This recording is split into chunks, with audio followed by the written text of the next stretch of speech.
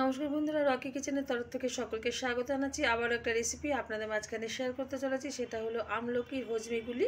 তাহলে চলুন দেখে নেওয়া যাক আজকের রেসিপি। একটা পাত্রের মধ্যে আমি 500 গ্রাম আমলকি নিয়েছি, কাঁচা আমলকি। এটা ভালো করে ধুয়ে পরিষ্কার করেও নিয়েছি। এখন প্রেশার কুকারে আমি 2টো সিটি দিয়ে সিদ্ধ করে নেব। তারপরে কিভাবে এই আমলকির হজমিগুলি বানাতে হয় সেটা আপনাদের মাঝখানে শেয়ার করব। আমলকিগুলো কিন্তু সিদ্ধ করে নিয়েছি, আর এটা প্রেশার কুকার থেকে বের করে নিয়েছি। এই যে খুব সুন্দরভাবে কিন্তু সিদ্ধ হয়ে গেছে।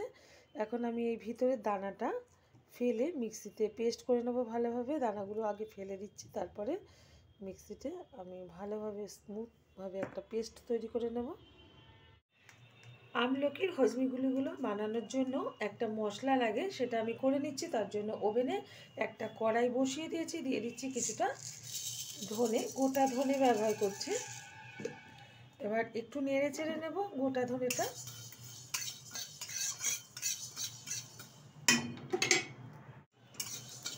ধনেটা একটু হালকাভাবে ভেজে নিয়েছি। এখন এর মধ্যে দিয়ে দেব কিছুটা গোটা জিরে।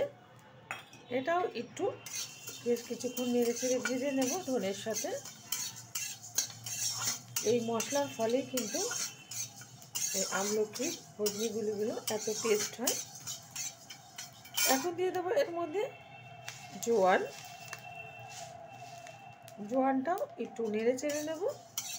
এর মধ্যে কিন্তু আপনারা গোটা গোলমরিচ ভেজে নিতে পারেন, যেহেতু আমার কাছে পাউডার আছে গোলমরিচের, সেই কারণে আমি আর এখানে গোটা গোলমরিচটা ভেজে নিলাম না। যাদের কাছে গোটা থাকবে তারা ভেজে নেবেন, বা যাদের কাছে পাউডার থাকবে তারা পাউডারটা ব্যবহার করবেন। ভাজা হয়ে গেছে, এখন আমি এটা গুঁড়ো করে নেব। মশলাগুলো ভেজে নেওয়ার পর কিন্তু মশলাগুলো গুঁড়োও করে নিয়েছি ঠান্ডা করে। এখন দিয়ে দেবো এর মধ্যে পেস্ট করে রাখা আমলকি। আমি মিক্সিতে ভালোভাবে পেস্ট করে নিয়েছি।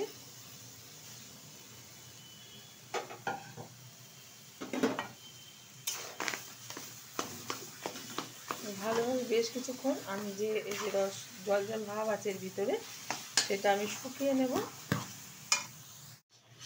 এখন এর মধ্যে দিয়ে দেব কিছুটা আখের গুড়। এটা কিন্তু আখের গুড় বা ভেলি গুড় দিয়ে করতে হবে, চিনি ব্যবহার করবেন না। আবারও একটু নাড়িয়ে নিচ্ছি। দিয়ে দেব বিট লবণ, দিয়ে দেব সাদা লবণ,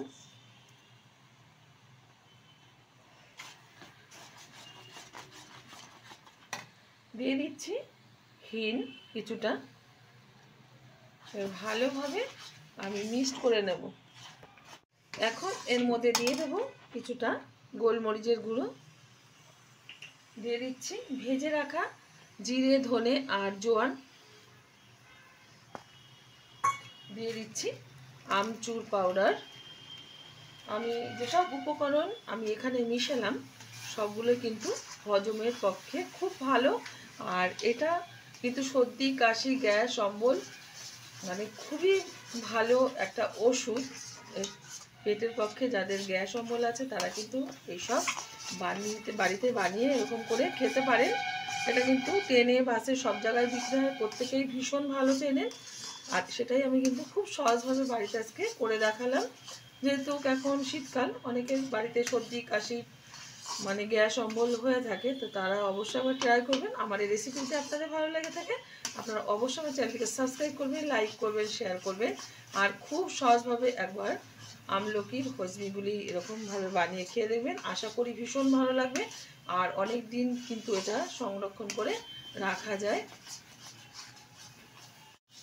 ভালোভাবে কিন্তু আমি এটা শুকিয়ে নিয়েছি, আর একদম ঠিকঠাকভাবে কিন্তু এটা আমলকির যে গুলিগুলো করব তার পুরো পাক চলে এসেছে। এখন একটা পাত্রে ঢেলে ঠান্ডা করে নেব, তারপরে ছোট ছোট বল আকৃতি তৈরি করব।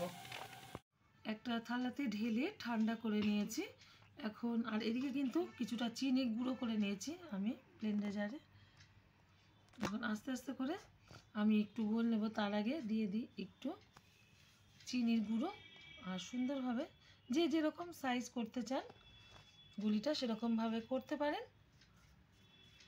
সুন্দরভাবে কিন্তু আমলকির এই যে হজমিগুলি তৈরি হয়ে গেছে। প্রত্যেকটা এরকমভাবে আমি করে নিচ্ছি। সবগুলো হজমিগুলি কিন্তু আমার তৈরি করা হয়ে গেছে।